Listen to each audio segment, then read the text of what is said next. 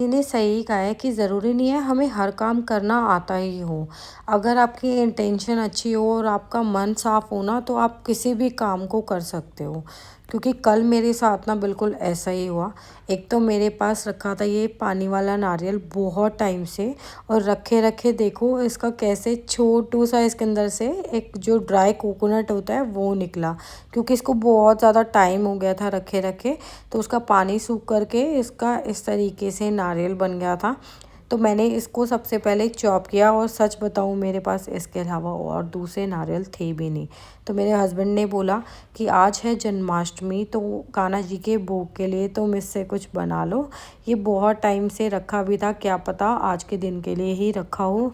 तो मेरे हस्बैंड और बाकी के नारियल लेने के लिए गए थे, क्योंकि अब एक छोटे से नारियल से तो काम चलने नहीं वाला था। तो तब तक मैंने सोचा कि अपना ये जो एक ही छोटू सा नारियल है उसी को ही कट कर देती हूँ, और बाकी के जितने भी मेरे पास ड्राई फ्रूट्स थे ना, वो मैंने अपनी पसंद की क्वांटिटी के हिसाब से रख लिया। मतलब कि वो कैसे, क्योंकि काजू बादाम तो मेरे घर में सब खा लेते हैं, बट रेजन्स ना हर कोई नहीं खाता है। मतलब कि मेरे हस्बैंड ही खाते हैं, बस मैं और मेरा बेटा तो बिल्कुल भी नहीं खाता है।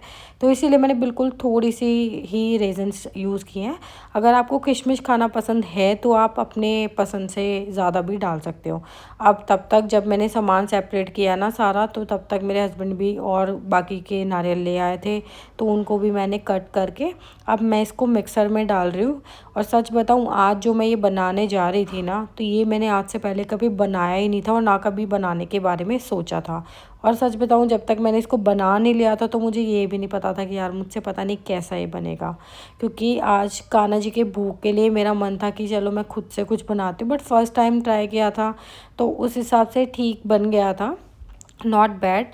तो आप भी इसको ज़रूर ट्राई कर सकते हो, और वीडियो को एंड तक ज़रूर देखिएगा। पसंद आए तो कमेंट ज़रूर करिएगा। तो नारियल सूखा था, तो उसके लिए ना मेरे को ज़्यादा मेहनत भी नहीं करनी थी, तो मैंने मिक्सर के अंदर डाल कर ही उसको पल्स मोड पर चलाते हुए नारियल को कुछ इस तरीके से पीस लिया। क्योंकि ना नारियल को कभी भी एकदम से चलाकर मत पीसिएगा, इससे जो मिक्सर होता है ना उसके ब्लेड्स टूटने का भी डर रहता है। तो इसलिए इसको बीच बीच में चलाते जाएं, और एक बार उसको ज़रूर एक बार चम्मच से चला लें तो बहुत जल्दी से पिस जाता है। और सबसे बड़ी बात, जो ये कान्हा जी का भोग बन रहा था ना, इसमें ज़्यादा आपको कोई घी डालने की भी ज़रूरत नहीं होती है। तो आज की इस रेसिपी को तो हम देसी घी में ही बनाएंगे, क्योंकि कान्हा जी के भोग के लिए बना रहे हैं।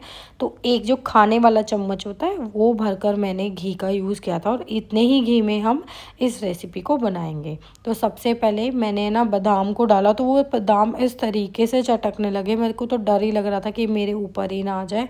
तो उसी के लिए सबसे पहले तो मैंने इसको प्लेट से कवर किया। अब ये क्यों हुआ, मुझे ऐसा लगा क्योंकि मैं इन सब ड्राई फ्रूट्स को ना फ्रीजर के अंदर स्टोर करती हूँ, तो शायद इसमें पानी होगा, तो इसी वजह से ये चटक रहे थे मे बी। क्योंकि काजू के साथ तो ऐसा नहीं हुआ। अब सबसे बड़ी बात आपको क्या करना है कि एक एक करके सारे ड्राई फ्रूट्स को ना अलग अलग घी में डालते हुए रोस्ट कर लेना है।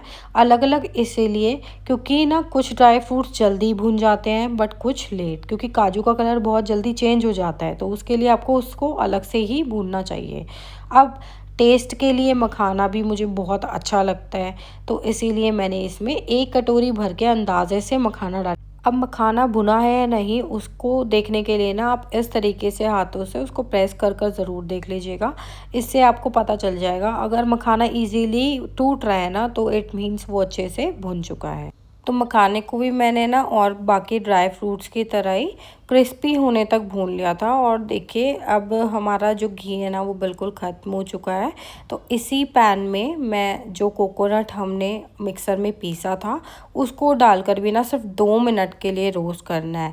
और देखो जो मैंने गलतियाँ की थी ना, मैं वो भी आपको बताऊंगी ताकि आप वो गलती ना करें।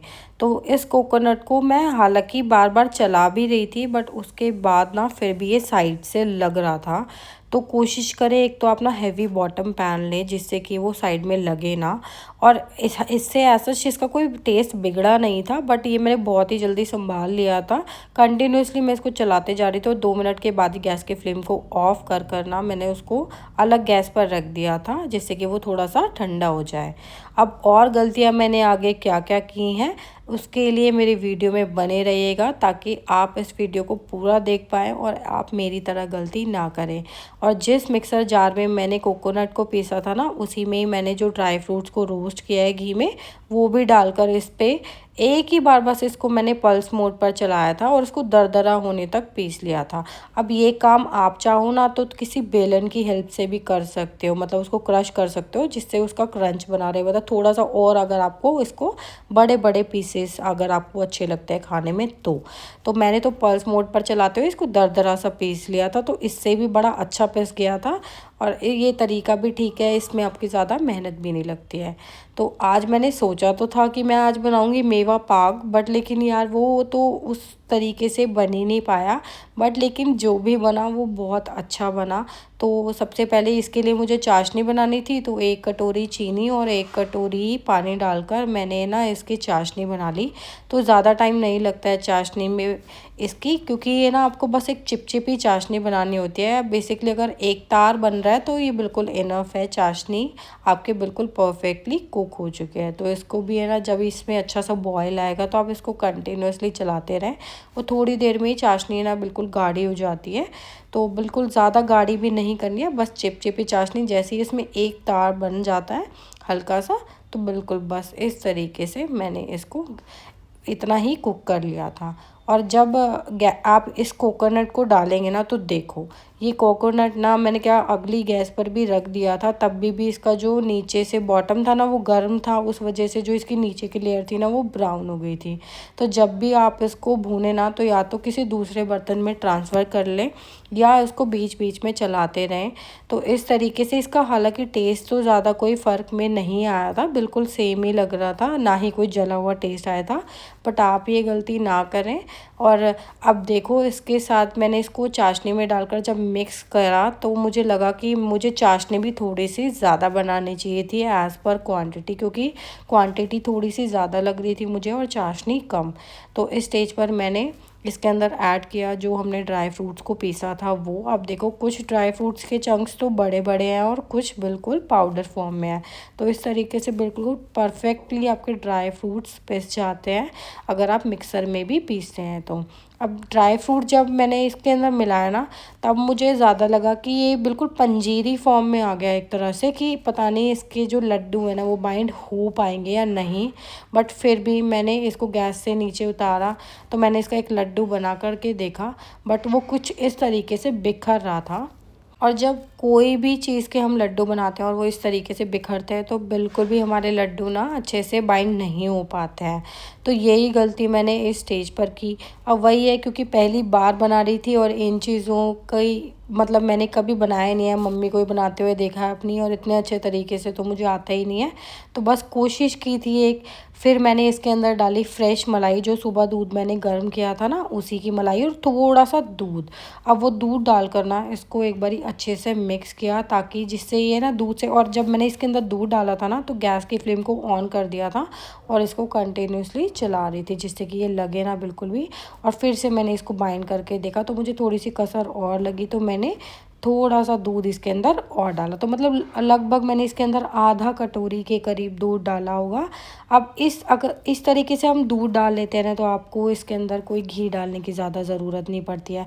और बिल्कुल 1 स्पून घी में ही हमने इतने अच्छे और टेस्टी मेवा पाक जैसे लड्डू बनाकर रेडी कर लिए कान्हा जी के भोग के लिए।